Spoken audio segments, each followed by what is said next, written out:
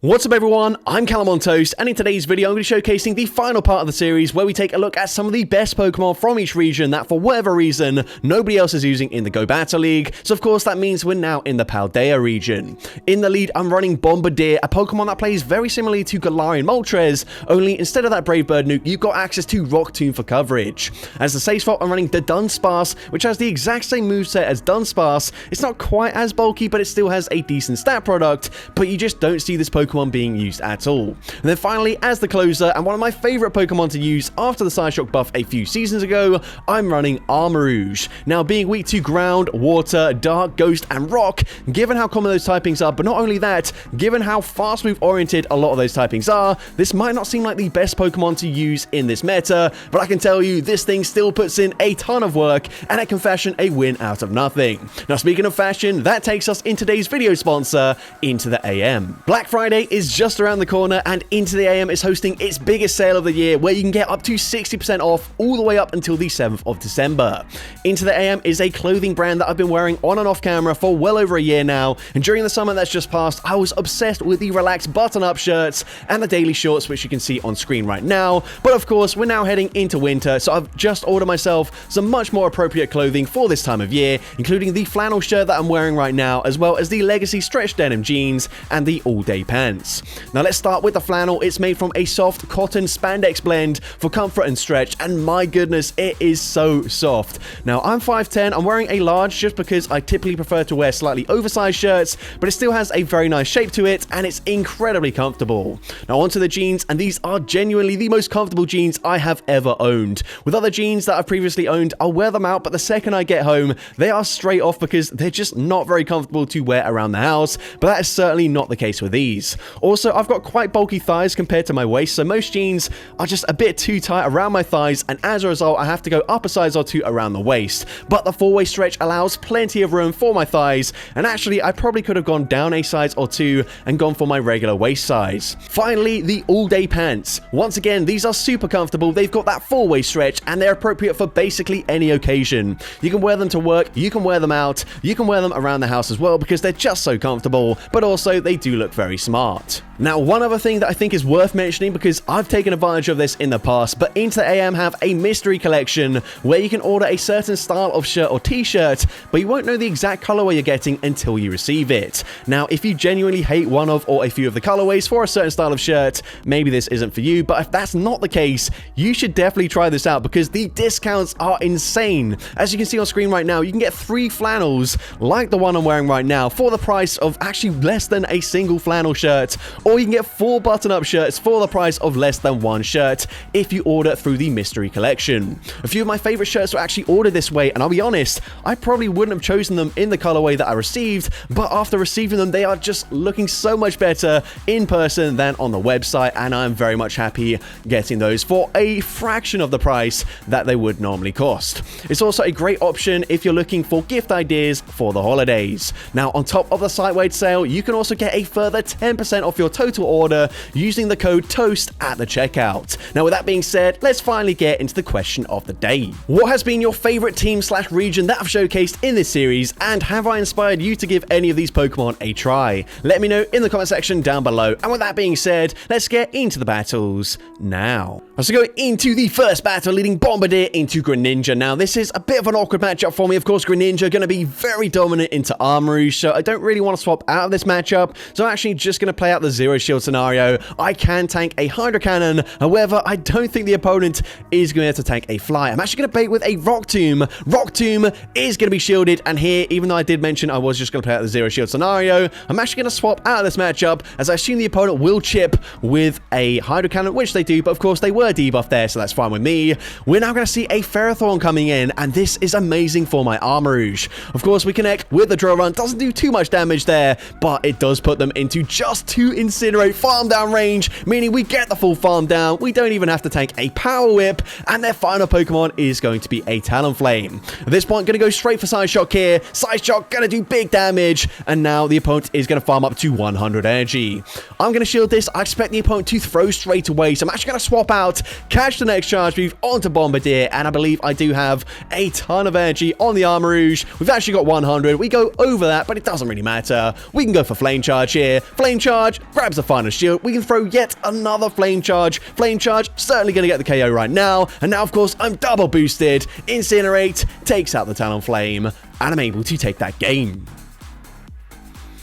So, GG's opponent there, into the next battle. You can see a much better lead matchup for the Bombardier here, as we are going to resist the fast move damage. They swap into a Steelix. That's fine with me. I come in straight away with the Arm Rouge. I will shield this just in case it's a crunch, and the opponent does full send. At this point, I am going to farm up. I'm going to throw as I get to 100 energy here. If I threw earlier, maybe I could have undercharged this and gone for a full farm down, but either way, they're going to come back in with that Shadow Kanto Marowak. I can reach one side shock here. Side shock, gonna grab the shield, and we actually get damage registration error here, meaning I get to a second charge move, dealing huge damage in the process. They're not even going to reach a rock side. We get the farm down, and the opponent has a Bastiodon in the back, so running a very RPS team, but unfortunately for them, we're the ones RPSing my opponent, and so I'm able to take that game. So, GG's opponent there into the next battle. You can see Credilli in the lead now. They're on Bullet C, so I am actually resisting the fast move damage. I'm going to swap out here as they are reaching the Rock Tomb, because, of course, Rock Tomb is going to be super effective. Now, here, of course, they debuff my attack stat, meaning this drill run not really going to do an awful lot of damage here, but I don't expect them to shield this. Drill run, nope, never mind. They do end up shielding. Honestly, don't understand that decision at all. But anyways, Rock Tomb doesn't quite get the KO, but just one more Bullet Seed gets the full farm down.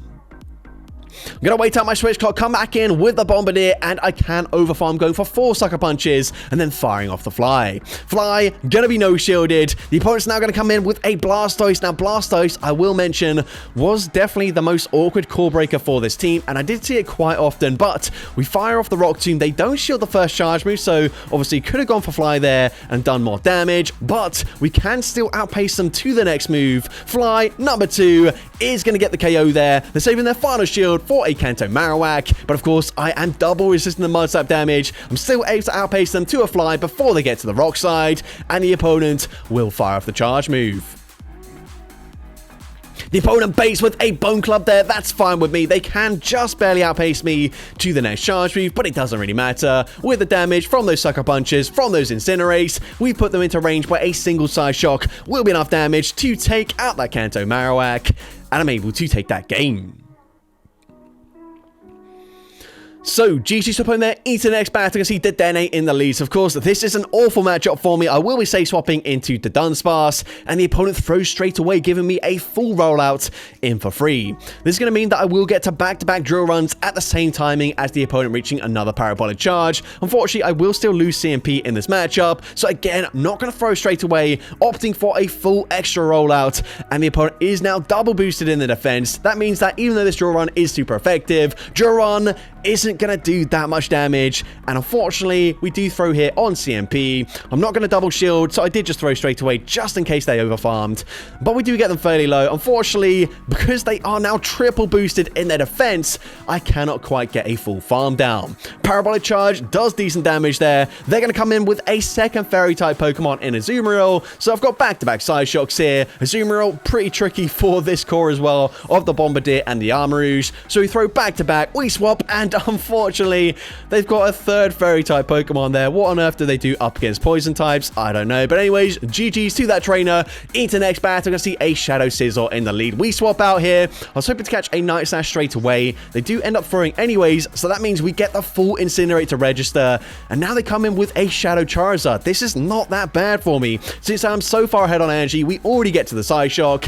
And if they don't Blast Burn me here, Air Cutter, it is neutral damage, but it does not KO, and it doesn't really put me into farm down range either. So here, firing off the Side Shock, grabbing the final shield. Maybe I should have just swapped straight away into the Dunsparce at this point, because now I do give them a lot of extra farm. But either way, Air Cutter gets the KO. Gonna come in with that to Dunsparce. Gonna shield this up. They probably bait anyways, but even if they do, they are not gonna reach a Blast Burn anyways, so we get the full farm down. They come back in with the Scizor. We can go for a full rollout farm down, and their final Pokemon is going to be Credilli. Now, I believe Bombardier is actually 3 fast moves away from the next charge move. They've just done 4 acids, so I can swap out immediately now, and I will still outpace them to the Fly while getting there on the CMP tie. And of course, Fly up against Credilli from this range, gets the KO, and I'm able to take that game. So, GG's top on there into next battle. You can see more Pecco in the lead. So, once again, a really tricky lead matchup for the Bombardier. So, we're going to be swapping into our Dunsparce. The opponent is actually going to swap out there, maybe looking to catch a drill run onto their Rock Grenade, but we hold onto the energy. We fire off the Rock Side. Honestly, Rock Side does slightly underwhelming damage there, but we can go for a second Rock Side. Rock Side number 2 grabs a shield from the opponent. And at this point, I don't think I'm going to bother shielding this. They go and full send a Bug Buzz there, so I kind of wish I did shield there. But remember, Morpeko does have a charge move loaded, so that is going to grab a shield from one of my Pokemon anyways. Here, unfortunately, can't quite get a full farm down, so I do end up throwing the Fly. And now I will swap straight away into my Armarouge. Unfortunately, met with a Whiscash. But of course, these Mud Shots, they don't deal too much fast move pressure. So now, going to shield up the Mud Bomb there. Going to look to farm up to back-to-back Side Shocks. And 2 Side Shocks will actually be enough damage to KO. So the first one, gonna be no shielded. Are they gonna bother shielding this next Side Shock? Side Shock, gonna be no shielded once again, and I think that is the correct play on the opponent's end, because unfortunately they just have so much energy on their Morpeko. They even bait with a Psychic Fangs. That was so unnecessary. They did not need to do that. But now we swap into Bombardier. They swap forms, but still a Dark Aura Wheel, even resisted damage, still easily gets the KO there, and they have another Aura Wheel already loaded. And unfortunately, Morpeko gonna sweep in the end game, and I do lose that game there. But GG's opponent there into the next battle. You can see Shadow and Polion in the lead. So this is a bit of a tricky matchup for me, just because they are going to resist the charge moves. However, Sucker Punch is dealing so much damage that by the time I get to a Fly, this is going to threaten a shield anyway. So I look to throw on CMP. They actually swap. They make a very nice catch there, catching onto Altaria. But that's fine with me. I'm going to bank a second Fly and then swap into my Dunsparce.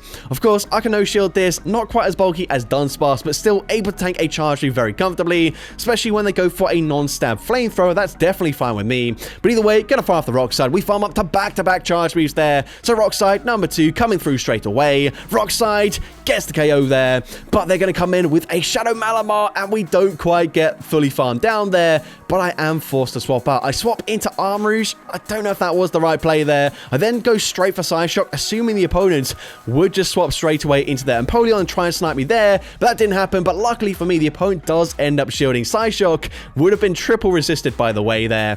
So now at this point, we are going to come in with the Bombardier. We do have the charge move loaded. I'm going to look to overfarm. The opponent could swap out at any moment and try and snipe me. So here, we fire off the Fly. They swap, and then, of course, we swap into our Dunsparce, catching the charge move. And now at this point, they're in range where we can just Sucker Punch farm them down, and I'm able to take that game. So, GG's opponent there into next battle. I'm going to see Bombardier into a Shadow Typhlosion. Now, I'm going to say this right now. This team was absolutely insane that I faced here. But the opponent is going to farm up to a potential Blast Burn. But they end up throwing on alignment, so that is fine with me. They do bait with a Thunder Punch. I don't really care too much. I go for Rock Side. Doesn't really make a difference. Both charge moves will definitely get the KO. This time, we go for Drill Run. Again, doesn't really matter here. So, Drill Run is going to grab the final shield. And at this point, I'm going to let the Dunsparce go down here. Sorry, the Dunsparce go down to a Thunder Punch, but I put them into range where I can farm down with either Pokemon. They now come in with a Shadow Ampharos. So far, they are double weak to Ground-type Pokemon. Psyshock gets the KO there, and their final Pokemon is a Chandelure. What on earth is this team? But anyways, I'm just going to safely shield this up here. I believe Typhlosion might actually win CMP up against the Bombardier, but it doesn't really matter. Of course, Thunder Punch is super effective. It will get the KO, but they're in range where a single Incinerate from the Armarouge gets the full farm down, and I'm able to take that game. So, GG's up in there into the next battle. We're going to see a Kanto Marowak in the lead. So, a great lead matchup for us once again. The opponent going to be swapping into Blastoise. I mentioned this already. Blastoise was a little bit of a tricky core breaker for this team because the Dunsparce doesn't do that well into it either. And of course, Bombardier and Armarouge certainly struggle, as they do take super effective damage from the rollouts, and as well Armarouge taking super effective from the Hydro Cannons. But anyways, we swap into our Dunsparce here. The opponent farms up a ton. They full sent a Skull Bash. And now, unfortunately for me, Drill Run is not going to get the KO here, so that is definitely not ideal. Drill Run does get them fairly low, but they can actually just swap, bank the energy, and then come in with the Marowak. So Marowak, no shields there. It doesn't really deal that much damage. We can come back in with the Bombardier, and I'm definitely going to have to shield. The opponent gonna fire off the rock side. I'm now gonna look to overfarm, and I will go for the fly. Honestly, I'd need them to no shield this. Fly, gonna get the KO there, but they're gonna have a Wigglytuff in the back. So we come in with the Armor Rouge. I'm gonna look to overfarm here. I'm gonna throw a Psyshock on the CMP tie, and Psyshock is going to be shielded by the opponent. Now remember, Blastoise does have some energy already. They're going to swap back into Blastoise, and they actually throw immediately. They could have overfarmed, but they throw straight away. We get the full farm down. We are going to reach a Fly up against the Wigglytuff. Fly is a great charge move, but Fly does not get the KO, and one Sucker Punch puts them at literally 1 HP and a dream. And considering Wigglytuff has like several hundred HP there, that is agonizingly close, but we do end up losing that game. But GG's to that trainer. Into the next battle, we're going to see Altaria in the lead, so I'm just going to stay in, shield the first move, fire off a Rock Tomb, potentially swap into my Dunsparce eventually here, but we will have to wait and see. Do they bother shielding here? Rock Tomb, not shielded. We get the Sucker Punch farm down. They're now going to come in with a Shadow Sizzle. I don't need to swap out of this matchup because we do have Armor Rouge in the back. So I'm going to go for a Rock Tomb once again, debuffing their attack stat, grabbing a shield. They swap out straight away into Dusclops, but we can come in with that Dunsparce. And of course, double resistant to fast move damage. Ice Punch going to hit for neutral, but it is not a great move. It's non-stab. We can tank 3 Ice Punches relatively comfortably. And because this is the Dunsparce and not regular Dunsparce, 2 drill runs pretty much puts them into rollout farm down range. So this is actually probably a slightly more comfortable for the Dunsparce. But anyways, gonna fire off another drill run here. Drill run, gotta be no shielded. That's actually range where a single Incinerate KO. So I'm actually gonna swap out straight away, predicting the opponent also swaps into Scizor. They get Incinerate farm down, and once again we Incinerate farm them down there, and I'm able to take that game. So, GG's to opponent there, into the next battle. We're going to see Dusclops in the lead this time around. Still a great lead matchup for me. However, of course, Ice Punch is going to hit for super effective damage. So I do actually swap out into my Dunsparce, and I'm able to catch an Ice Punch here. The opponent's now going to come in hard punish with a Primeape. Not ideal for me. I do have to they have to full send a close combat to get the KO, which they do. But now, of course, they've debuffed their defense. So I'm going to come in with the Armor Rouge. I will shield a Rage Fist. I'm hoping that I can fully Incinerate farm them down, but actually, that's unfortunately not going to be the case here. Maybe I could have swapped out into my Bombardier there, but either way, we fire for Psyshock. Psyshock gets the KO. They come back in with the Dusclops, and I will fire off a second Psyshock. Psyshock gonna grab the first shield. We can then come in, snipe with a Fly from the Bombardier, and Fly is going to grab the final shield, but they can come in with the Dene. Now at this point, I have to just no-shield this. A Parabolic Charge is going to get the KO, but if the opponent throws straight away here, this does give me a huge opportunity, because now I can farm up to 100 energy here. Instead, I think what I'm actually going to do is fire off the Flame Charge now, boost up my attack stat, and just guarantee that we can actually farm them down. We get the full farm down. But I don't know why. I just forgot to throw a charge move. What am I doing? I'm boosted. Psyshock would get the KO there with that boost, but I just forgot they banked the energy there. So that was so dumb. Definitely could have won that game. I just literally did not click the move. But anyways, GG's to that trainer. Into next battle, another great lead for the Bombardier, as we are seeing a Gastrodon. We go for Fly. They're not going to shield, and because they're staying in, honestly, I feel like we core break their team. So I'm actually going to shield up the Water Pulse, preserve a ton of HP. They're now going to come in with a Credilli, and of course they're on Bullet Seed, so they have minimal fast move pressure. We go for Rock Tomb, we grab a shield there, debuff their attack stat, and then I swap into my Dunsparce. The opponent fires off the Rock Tomb there. They're going to stay in with the Credilli for now at least, and I will throw on CMP, quite risky because that is quite easy for them to try and make a catch, but Drill Run is going to connect. I can now tank the next charge move as well because I debuffed them. They go for the Grass Knot, which does hit harder, but then they come in with a Galarian Corsola. So I was right. Bombardier absolutely core breaking their whole team right now. We can come back in with it, and I think I'm just going to shield this. I might even be able to go for a full Sucker Punch farm down if they full send the Power Gem, which they do, and we can go for the farm down. We come out one away from back-to-back charge moves, so we go for one Sucker Punch, fire off the first Fly. Fly grabs that final shield, and now a second Fly, of course, from this range up against Credilli, gets the KO, and I'm able to take that game. So, GG's opponent there into the next battle. We're going to see Bombardier into a Dust Noir. So the good leads continue as the opponent is now going to say swap into a Galarian Weezing. Going to come in with the Armor Rouge, and the opponent will be firing off a charge move. The opponent is on Brutal Swing there, which is unfortunate for me, as that does hit for super effective. Also, because they are so spammy with that Brutal Swing, I'm forced to throw on not perfect timing there just to get off my charge move immediately. And again, I'm going to do the same thing, otherwise they would reach another Brutal Swing. So here, Psyshock, gonna get the KO up against the Weezing. They're gonna come back in with the Dust Noir, and now they swap into Credilli. So once again, Bombardier is looking to be in a great position. We can fire off the drill run there.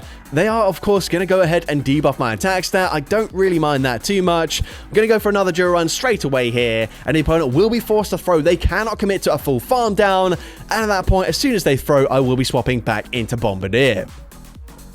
The opponent fires off the Rock Tomb, it gets the KO, we can come in, they come back in with that Dust Noir, and now I'm going to fire off a Rock Tomb. I should be able to live a Dynamic Punch anyways, but might as well just make this more comfortable for me as we go for the debuff and move. Now, I can safely shield this up here, they go for a Shadow Punch, they actually don't reach the next charge move anyways, and I'm one away from that Fly, so we throw straight away into Credilli, and of course, Fly gets the KO there, and I'm able to take that game. So, GG's opponent there into the next battle. We're going to see an Avalugg in the lead. So, that is an interesting lead. Not seen this too much this season. I believe Yonkus maybe showcased this Pokemon, but I don't actually know their full team because I didn't watch the video.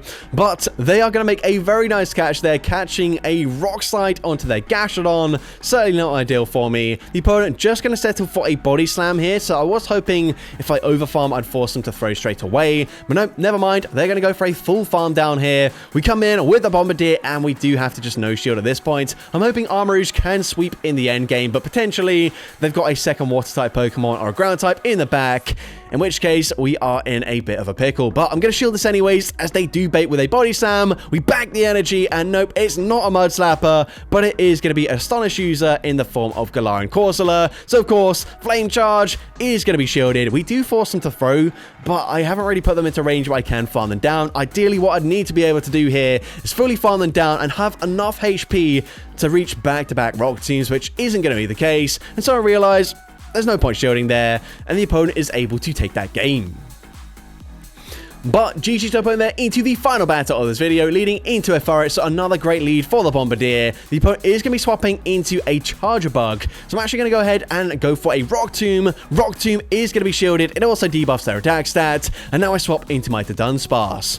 Of course, we can tank a Discharge very comfortably here. X-Scissor is going to be the better move to go for, but of course, they should be going for it this time around, and X-Scissor does marginally more damage, still very comfortable for us since I did debuff them with the Rock Tomb. We've now farmed up to back-to-back Rock Sides. First one, gonna be shielded. They then, once again, make a catch onto Gastrodon there, catching the Rock Side, but that's absolutely fine with me. I'm now going to come in with a Bombardier, and actually, I'm not going to throw straight away because I realize I probably could get the KO with the Fly from that range, but instead, going to farm up to back-to-back charge moves here, and then go for that Fly. Of course, Fly gets the KO. They come back in with the Charger Bug. I'm going to shield this. I know they've got a Swift Bank, so I'm going to throw straight away, assuming they try and snipe with the Ferret, and they do exactly that. So of course, it ends up being a CMP tie. Swift will get the KO from this range, but I put them into range where we can just come in and Incinerate, farm them down. Now they will reach a Swift here, but that's fine. Armor Rouge, not super bulky, but it can tank the Swift, and we come out with the Flame Charge loaded. So of course, gonna throw this straight away.